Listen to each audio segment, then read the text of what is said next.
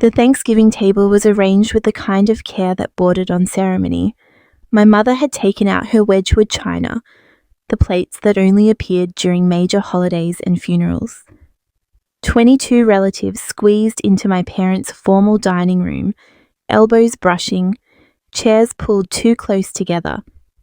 Family had travelled from 3 states to be here, to prove our closeness through tradition and overcooked turkey. The bird sat golden in the centre. The table sagged under bowls of sides.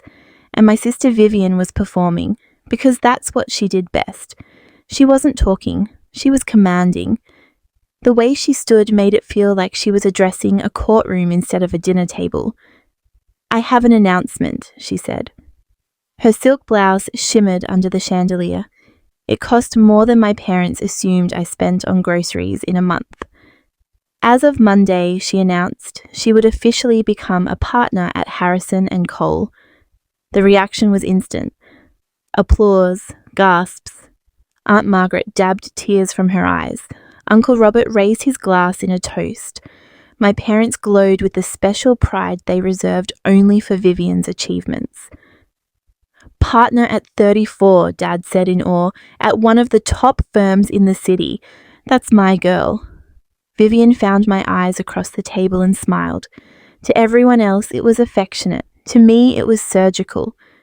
"Well," she added casually, gesturing toward me with her wine glass, "not everyone can be successful. Jamie is still figuring things out.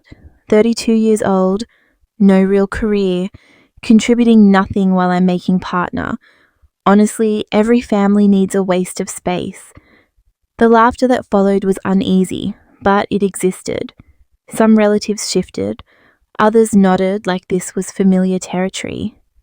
They'd heard this story about me for years. Eventually, repetition turns fiction into fact. Dad didn't object. He nodded proudly at Vivian like humiliation was just another achievement. Mom reached across and patted my hand. "Don't worry, sweetie. Maybe next year you'll find your direction." I smiled. Under the table, I opened my phone and sent a message to my attorney. Dissolve the silent partnership in Harrison & Cole. Immediate liquidation. Full withdrawal per Section 7.3. Her reply arrived in less than 2 minutes. Confirmed. Initiating withdrawal of $3.1 million capital. Formal notice within the hour. "Are you sure?" I typed, never been more sure. Mum was serving pumpkin pie when Vivian's phone started vibrating non-stop. She ignored it at first, basking in praise. Then it escalated into a call. She glanced at the screen. "It's Richard Harrison," she said, already standing. "I should take this." Through the doorway, I watched her answer with confidence. I watched that confidence die. Her smile froze. The colour drained from her face. Her posture collapsed as Richard Harrison delivered news that would unravel everything she thought she knew about her perfect firm. I took a bite of pie. It was excellent. In our family, success had one definition: professional prestige. Dad was a cardiologist whose reputation travelled ahead of him. Mom was a retired federal judge whose rulings were still taught in classrooms. Vivian had been groomed for law school since childhood. They gave her a toy gavel when she turned 5. The Whitmores didn't just have expectations. We had a legacy to maintain. And then there was me. While Vivian staged mock trials in her bedroom, I dismantled computers in the garage. While she interned at law firms every summer, I taught myself to code, to build, to create. "Jamie's going through a phase," Mom told relatives for years. "She'll come around." I didn't. I left pre-med after 1 semester. Dad walked away from dinner without speaking. Mom cried. Vivian texted, "Congratulations on throwing away your future." Then I dropped out of computer science too, because my side projects were already earning more than my professors made. That went over even worse. Dad stopped talking to me for 3 months. What he didn't know was that my playing with computers had already earned me $500,000. A vulnerability bounty, an app acquisition, Quiet wins I never shared. Every time I tried to celebrate something, Vivian minimized it or redirected the spotlight. So I stopped trying. I let them believe I was the disappointment. Meanwhile, I built Thornwood Capital in silence. By 25, my net worth crossed 8 figures. A cybersecurity startup exit funded my investment firm.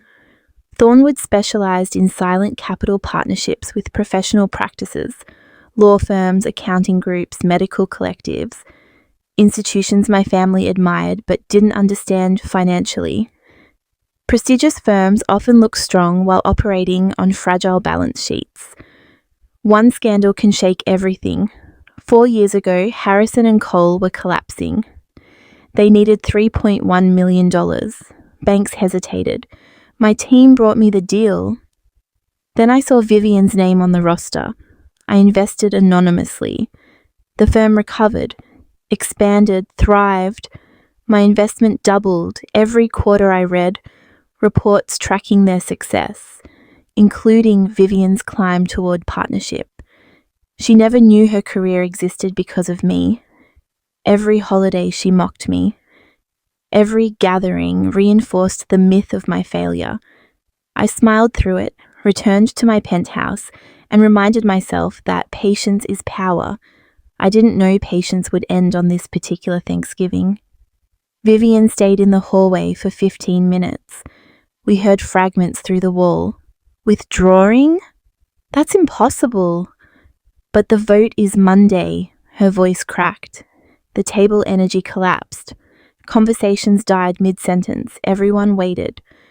When she returned, she looked older. Our silent investor is pulling out, she said hollowly. $3.1 million plus profit participation. Immediate liquidation. Silence. That delays all new partnerships, she added, including mine. Her victory evaporated in front of 22 witnesses. I ate my pie. The weeks after Thanksgiving detonated Harrison and Cole from the inside. Without Thornwood's capital, the firm's balance sheet looked fragile, in a way no one could ignore. Banks that once extended credit comfortably began asking cautious questions. Expansion plans froze overnight. Hiring stopped. Every internal memo carried a tone of quiet panic. Vivian's long-awaited partnership, 8 years of sacrifice, was suspended indefinitely. She called me 3 days after Thanksgiving. It was the first time she'd dialed my number in over a year. "Hey, me, I need help." Her voice lacked its usual polish. No superiority, no performance, just strain. "You work with tech," she continued. "Maybe you know someone in finance. We're desperate for investors. The firm is running out of options." I paused. "I thought I was a waste of space," I said evenly. "Why would I know anyone important?" Silence, then a breath. "I'm sorry, I shouldn't have said that. Please, this is serious. My career is falling apart." "I'll think about it," I replied and hung up. Mom called next, then Dad. "Be the bigger person," Mom urged. "Family is family." Vivian had worked so hard, they reminded me. Couldn't I help? "I've been helping," I said quietly. "More than you know." They didn't understand what I meant. I let 2 weeks pass. Vivian's voicemails grew more frantic. The firm hired advisors. Richard Harrison contacted every investment fund he knew. No one committed. Law firm capital was niche and high risk. Most funds were already allocated for the year. Time was evaporating. I could have let her drown longer. Part of me wanted to. The part that remembered every public insult, every laugh, every time she made me small to feel big. But cruelty was never my language. On December 20th, I texted her, "Come to my apartment tomorrow at 2 p.m. I can help. We need to talk." She replied instantly, "Thank you. I'll be there." Vivian arrived precisely at 2. She hesitated in the lobby when the doorman greeted me by name. The elevator ride was silent. When I opened the penthouse door, her composure cracked. Floor-to-ceiling windows overlooked the river. Modern art hung on the walls, pieces worth more than her annual salary. The space felt like a different universe. "You live here?" she whispered. "For 3 years," I said. "But how? You don't have a job." "You never asked what I do." I gestured to the living room. She sat stiffly on the sofa. I placed a folder on the table. "Do you know Thornwood Capital?" Her eyes widened. "That's the investor withdrawing." "Open it." She did. Operating agreements, bank records, investment documentation. My name signed across everything. Understanding hit her slowly, then all at once. "You're Thornwood." "I am." Her hands trembled. "That means like 4 years ago when when we almost collapsed." "I wrote the check," I said calmly. $3.1 million. I saved your firm. I saved your career before you knew it needed saving." She cried silently. Makeup streaked down her cheeks. The woman who never cracked in court unraveled in my living room. "Why didn't you tell me?" she whispered. "Would it have changed how you treated me?" She couldn't answer. We both knew. "I spent my life being measured against you," I continued. "The failure sister. The disappointment. While I built Thornwood into a $40 million investment firm. My personal net worth is just under $18 million. The numbers hung in the air. Her world recalibrated. "What do you want?" she asked. I turned toward the window. "I'm giving you a choice. Option 1, I complete the withdrawal. The firm struggles, your partnership disappears. Option 2, I reinstate the investment.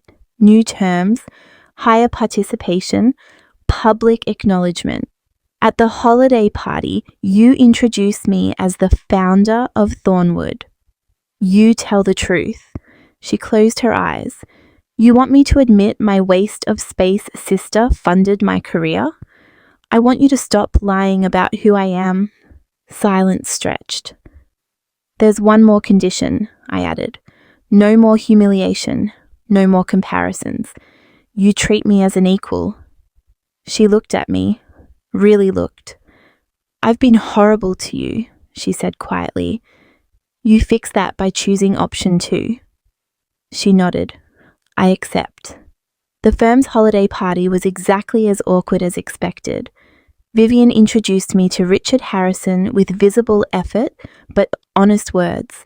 His confusion melted into stunned respect when he realized who I was. We renegotiated that night. Thornwood stayed. Terms improved, stability returned. Vivian became partner on January 15th. At her celebration dinner, she toasted me publicly. She apologized in front of everyone. My parents sat in shock. Dad pulled me aside afterward. "I failed you," he said. "I never asked what you were building." "You never looked?" I answered. He nodded. 6 months later, Vivian and I aren't close in the sentimental sense, but we're honest. She asks my advice on firm finances. I consult her on legal structures. We've become allies instead of rivals. Mum asks about Thornwood now. She listens, tries to understand. "I don't get half of it," she admits, "but I know you love it." That's progress. Thornwood crossed $60 million under management. Forbes contacted me for a feature. They want photos in my penthouse with the skyline behind me. The headline calls me a quiet force. I like it. Because invisibility is power, but it's also confinement. You can build empires quietly.